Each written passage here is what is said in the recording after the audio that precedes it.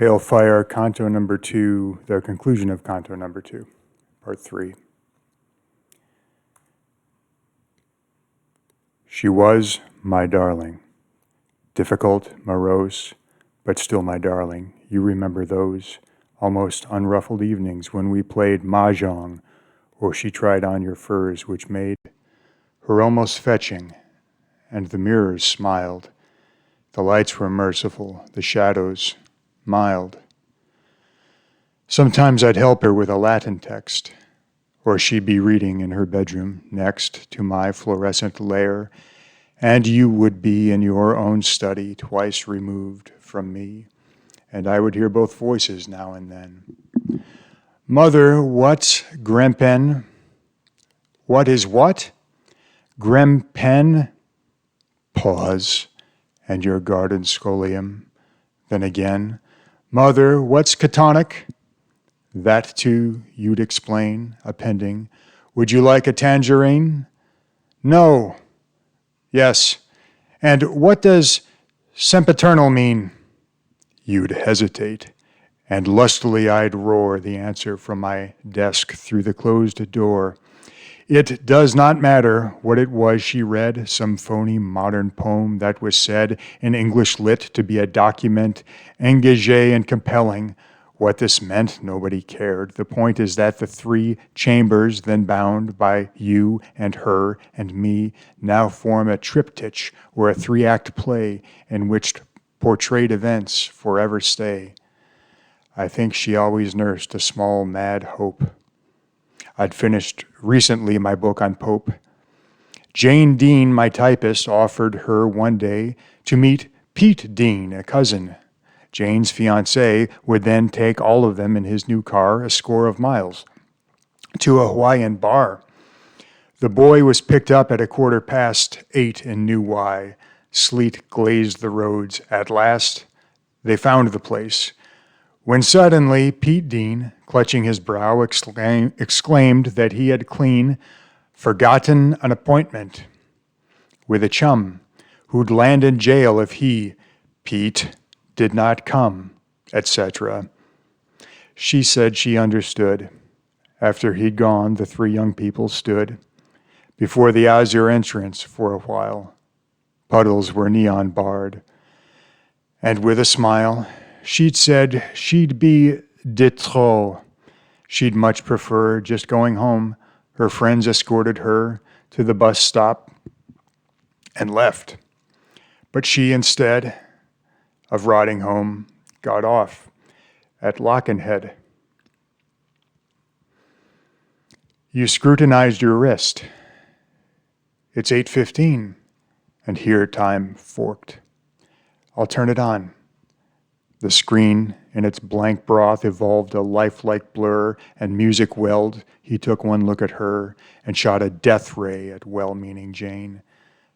A male hand traced from Florida to Maine the curving arrows of Aeolian wars. You said that later a quartet of bores, 2 writers and 2 critics, would debate the cause of poetry on Channel 8.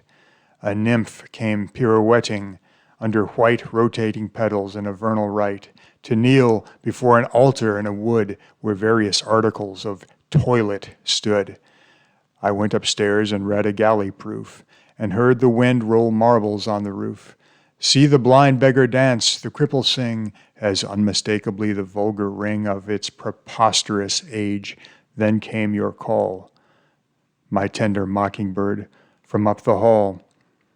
I was in time to overhear brief fame and have a cup of tea with you. My name was mentioned twice, as usual, just behind one oozy footstep. Frost. Sure you don't mind? I'll catch the Exton plane because, you know, if I don't come by midnight with the dough. And then there was a kind of travelogue. A host narrator took us through the fog of a March night where headlights from afar approached and grew like a dilating star to the green, indigo, and tawny sea which we had visited in 33, 9 months before her birth. Now it was all pepper and salt and hardly could recall.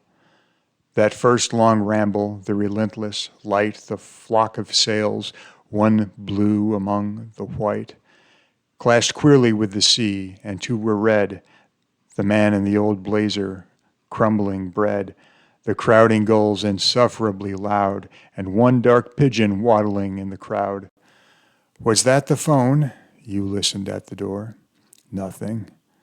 Picked up the program from the floor. More headlights in the fog.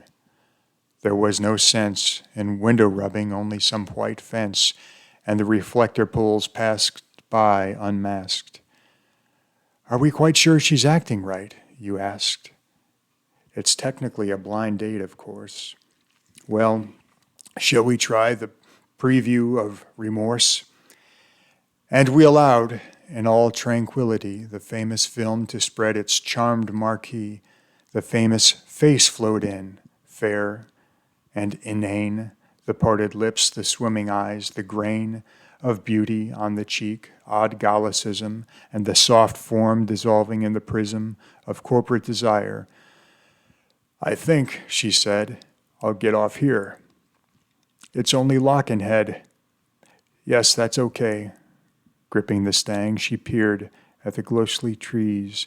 Bus stopped. Bus disappeared. Thunder above the jungle. No, not that. Pat Pink, our guest. Anti-atomic chat. 11 struck. You sighed. Well, I'm afraid there's nothing else of interest. You played network roulette. The dial turned and tricked. Commercials were beheaded. Faces flicked. An open mouth in mid-song was struck out. An imbecile with sideburns was about to use his gun, but you were much too quick. A jovial Negro raised his trumpet. Trick! Your ruby ring made life and laid the law. Oh, switch it off. And as life snapped, we saw a pinhead light dwindle and die in black infinity. Out of his lakeside shack, a watchman, Father Time, all gray and bent, emerged with his uneasy dog and went along the reedy bank. He came too late. You gently yawned and stacked away your plate.